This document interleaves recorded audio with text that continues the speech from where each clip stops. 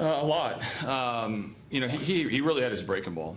And when he has his breaking ball on, it's as electrifying pitches as we have on this staff and also in the league. So when he learns a little bit better fastball command, he can be even more dominant than he was today. But his breaking ball was pretty incredible today. What did you think about the way he handled things in the seventh when he got the bases loaded? Yeah, he had some adversity in the first. Got out of it on a play that I've never seen in my life in this game, which will teach you that you never know everything. But and then in the seventh, he just got to make his pitches one pitch at a time, and then he did. He got the big double play, obviously, and then we had Colby on the line for the fly ball, which worked out at our advantage too. So he's handling things with a little bit more ease and a little bit more confidence. He's not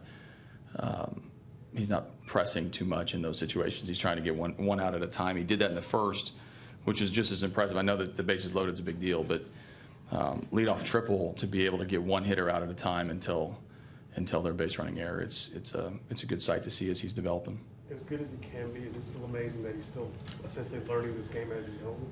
Yeah, I mean, it's the difference between being a good pitcher and a guy out stuffing the opponent. I mean, he did a little bit of both today. I thought he went to his breaking ball when he needed to, which is a lot.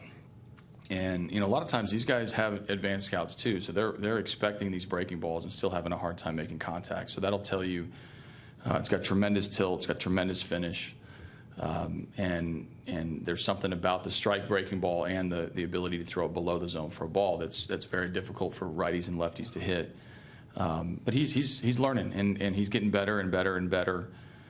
Ball's starting to move a little bit. His fastball is. I liked how, the second inning he came out, and even though he got in some trouble, he started throwing 96 again. He started getting aggressive and not backing down and simply relying on his breaking ball.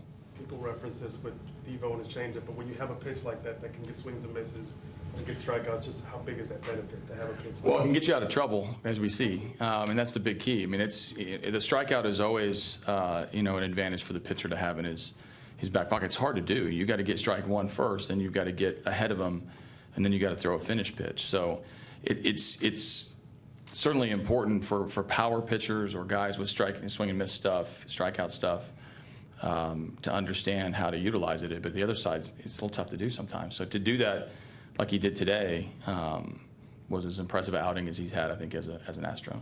After a quiet June, could Springer be heating up again?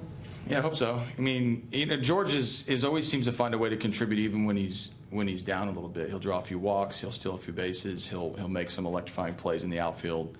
But today, I mean, it was his at bat. He set the tone on the first at bat. He runs into the wall again, or towards the wall, makes a catch to end the game. So there's no game I feel like he plays that he doesn't impact. And when he warms up, it's a huge advantage for us when the lineup rolls around, because not only do they have Springer to deal with, Marwin swinging the bat better, Altuve, Correa.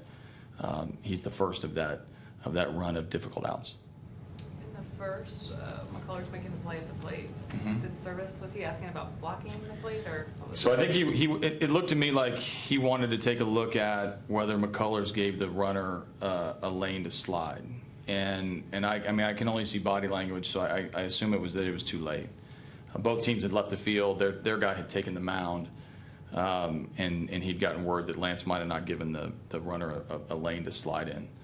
I'm not sure how you rule that. The catcher and the pitcher ideally is the same. You're supposed to give a lane to slide, but that's an awkward play. Like I said, I've never seen that play before. I'll probably never see it again, but he had the ball so far in advance. My instinct tells me they wouldn't have overturned it, but you never know.